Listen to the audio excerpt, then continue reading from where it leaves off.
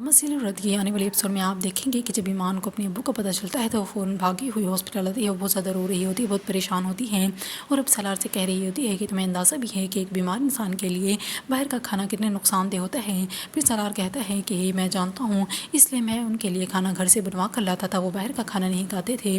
اور دوسری طرف ایمان بہت پریشان ہوتے ہیں, وہ بہت رو رہی ہوتی ہے اور اپنے ابو سے کہتی ہے کہ آپ نے مجھ سے یہ باتیں کیوں چھپائیں. پھر ایمان کا ابو کہتا ہے کہ میں حالات سے لڑ لیتا, لیکن تم نے مجھے حالات سے لڑنے کے قابل نہیں چھوڑا اور میں بیماری سے کیسے لڑ سکتا ہوں.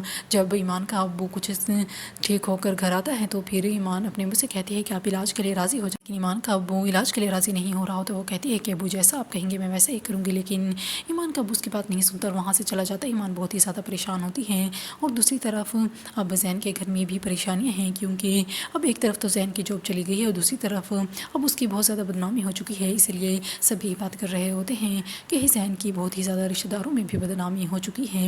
اور دوسری طرف اب ایمان کا بہن کہہ رہا ہوتا ہے کہ گھر بیچنا ہے. پھر اس کی بہن کہتی ہے کہ اب گھر کیوں بیچنا ہے, شادی تو ٹوٹ گئی ہے اور ویسے بھی ایمان اور ابو کہاں رہیں گے. پھر وہ کہتا ہے کہ ایمان کی شادی ٹوٹی ہے, تمہاری تو نہیں. اور اس طرح وہ یہ بات کہہ رہا ہوتا ہے کہ اب گھر تو لازمی بکے گا.